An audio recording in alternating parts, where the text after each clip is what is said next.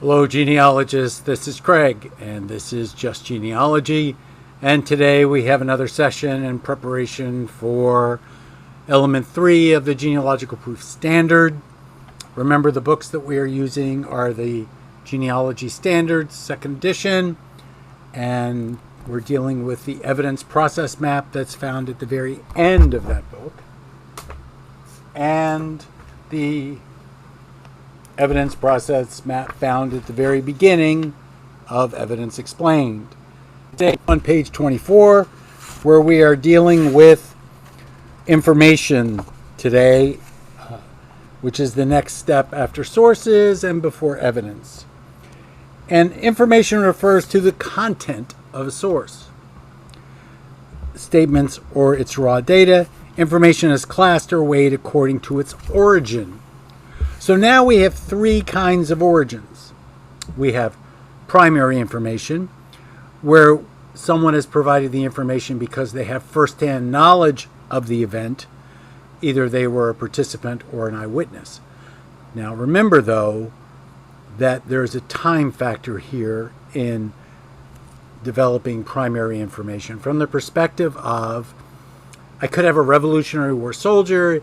He was present at the Battle of Guilford Courthouse. He was in the battle, but it is now 1850, and he's describing the events to someone in a letter or in a diary, or it's 1832, and he's talking about it in his pension. So remember that there may be the issue of distance in time that might make primary information not as primary as you think it is. But the concept of primary information is that the information was provided by someone who saw it or someone who has firsthand knowledge of it. The second piece is, believe it or not, secondary information.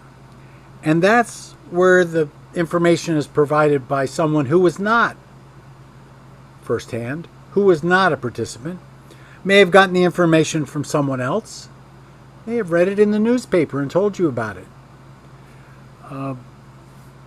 It could be a person, event, or a situation. And things like hearsay, family tradition, local lore, these are all secondary forms of information. And they can be as powerful as primary, but they can also be not as powerful as primary. So the concept of first-hand participant and the concept of being present and the concept of not being present is the easiest way to figure it out. Present, not present. Now there's a third category that got added because we have to deal in 3s, because on the information, on the sources side rather, we had 3 things. And on the evidence side, we have 3 things. So it wouldn't balance if we didn't have 3 things.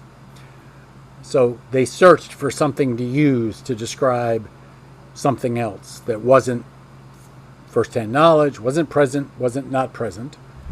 So there was the issue of, we don't know. There is information of unknown origin. In other words, we don't know who the informant is. And these are a lot of records where we don't know who the informant is. A census is a good example of the information is of unknown origin because we don't know who the actual informant is. Now, we may have a situation in a death certificate where we know who the informant is because their name is right there on the death certificate, but guess what? We don't know who that informant is. So it's possible for us to take something that is of unknown origin and convert it into secondary information by learning more about the informant. It is, you could say that a death certificate is secondary information because we know who the informant is. But my position is that until I know who that informant is and what their relationship to the circumstances are, I consider it to be of unknown origin. But that may just be me. And remember, I don't represent the Board for Certification of Genealogists. I only represent Craig Scott. So we still have these discussion about rules where primary information carries more weight than secondary, although either class of information can err. So the concept of weighting things isn't really important to me. It doesn't change how I use all of this stuff when I'm dealing with evidence and when I'm dealing in the final analysis where I'm combining all this stuff together. So what else do they say here that we can add to this? Each piece of information within a source must be appraised separately. Each has to be critically examined for evidence of bias, fraud, faulty memories, time lapses, and other other factors that can affect reliability. So that pretty much covers the faulty memory 1832 kind of thing, the time lapses, and I don't know what the other factors are that can affect reliability, but I think the best thing that you can do when dealing with this is to recognize that regardless of how good the source is, regardless of how good the information is, regardless of how good the evidence is, it can't stand in isolation. It has to be with others. A single record, in my mind, is like not having a record at all. So records have to correlate, they have to collate, and they have to work together in order to create an analysis. So what we've dealt with today, very shortly, is primary information, that which is firsthand, that which is from a participant.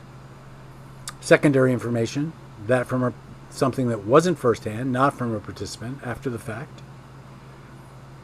And something of unknown origin where we don't know who our informant is. So actually, these are very simple. I want you to remember, though, that there is such a thing as primary information, but there is not such a thing as a primary source. There's an original source. There's a derivative source. It's not a secondary source. It's a derivative source. So try to keep these things balanced and proper in your mind so that you always remember that it's information that is primary, not the source. And it's not primary evidence. When we get to that point tomorrow, it will be direct evidence. So see if you can try to remember these various caveats associated with the modifiers of each one of these, of sources, information, and evidence. Know what those modifiers are and how they are different. So this has been Craig. This has been Just Genealogy. And this, actually, of all of these, in my mind, information is the easiest one. From the perspective of they either were there or they weren't, or I don't know who they are. So it makes it very easy to, it's not like having to decide whether a source is original or whether it's derivative, because sometimes that can be tough. But they were either present or they weren't present, or you don't know who they are. So actually, in the scheme of things, this portion of the process map is very easy to get a handle around. So Craig, Just Genealogy, working on the genealogical proof standard, dealing with the second piece of the process map, that of information. If you haven't gone back to the one just before this on the concept of sources in the process map, you should go do that so you're ready for tomorrow when we talk about evidence. Have a good day, afternoon, or night, wherever you are.